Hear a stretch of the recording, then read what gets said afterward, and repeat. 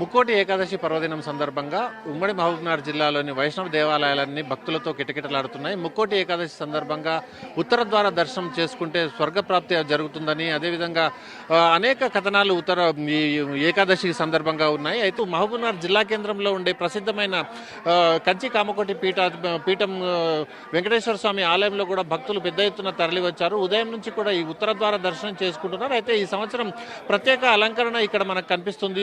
భక్తులు ప్రత్యేక పూజలు అదేవిధంగా అర్చనలు చేస్తూ తరిస్తున్న పరిస్థితి మనకి ఇక్కడ ఉంది. ఉత్తర ద్వార దర్శనం ద్వారా చేసుకున్న భక్తులు అంటే ఒక రకమైన అనుభూతిని పొందుతున్నారు. ఖచ్చితంగా ఇక్కడ స్వర్గప్రాప్తి జరుగుతుందన్న ఉద్దేశంతో పెద్ద ఎత్తున భక్తులు తరలి వస్తున్నారు. భక్తుల నుంచి ఇక్కడ మనకు చాలా మంది భక్తులు ఉన్నారు. స్వామి ఇవాళ ఉత్తర ద్వార దర్శనం చేసుకున్నారు కదా, అంటే ఏమని తోల్చుకున్నారు? నిజంగా కూడా చాలా సంతోషం అనిపించింది. ఎందుకంటే పురాణాల్లో చెప్తారు మన పెద్ద అందరూ కూడా, ముక్కోటి ఏకాదశి నాడు ఉత్తర ద్వారం ద్వారా దర్శనం చేసుకుంటే స్వర్గప్రాప్తి వలసింది, అదేవిధంగా పుణ్యం లభిస్తుంది అని చెప్పి అంటారు. కాబట్టి ఈరోజు కూడా మాకు చాలా సంతోషంగా ఉంది. ఏర్పాట్లు కూడా, ఎందుకంటే తిరుపతి పోలేము కాబట్టి ఈ ఆలయంలో బ్రహ్మాండమైన ఏర్పాట్లు చేయడం జరిగింది. చాలా మంచిగా దర్శనాలు అయినాయి. ముఖ్యంగా ప్రధానంగా శ్రీకాంత్ శర్మ గారు చాలా అద్భుతంగా ఏర్పాట్లు చేశారు. మాకు ప్రతి సంవత్సరం కూడా ఏంటంటే ఎవ్రీ ఇయర్ డెవలప్మెంట్ ఆ గుడి జరుగుతుంది. దర్శనానికి కూడా ఏర్పాట్లు కూడా ఎలాంటి ఇబ్బందులు లేకుండా కలిగించారు. ఈరోజు బ్రహ్మాండమైన దర్శనం జరిగిందని చెప్పి. స్వామి ముక్కోటి ఏకాదశి యొక్క అంటే ప్రత్యేకత చెప్పండి, అదేవిధంగా విశిష్టత అంటే విశేషంగా ధనుర్మాసంలో వచ్చే శుక్లపక్షంలో వచ్చే ఏకాదశిని ముక్కోటి వైకుంఠ ఏకాదశి, పుత్రదా ఏకాదశి అంటారు.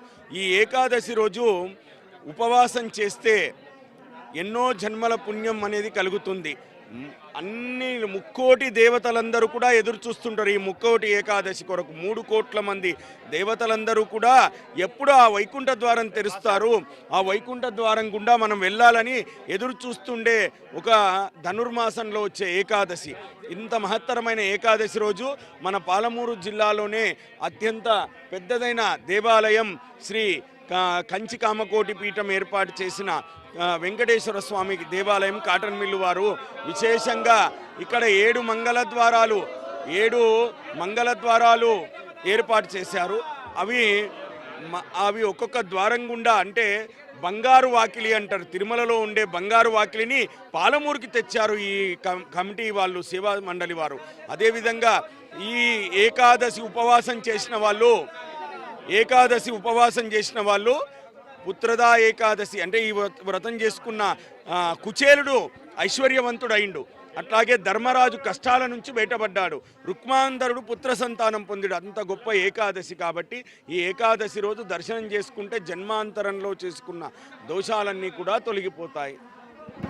ఏకాదశి విశిష్టతను స్వామివారు వివరించారు. అయితే ఇక్కడ పెద్ద ఎత్తున వచ్చిన భక్తులు ఇక్కడ స్వామివారిని దర్శించుకుని తరిస్తున్నారు. వీడియో సంతోష్తో బస్వరాజ్, ఏబిఎన్ ఆంధ్రజ్యోతి, మహబూబ్ నగర్.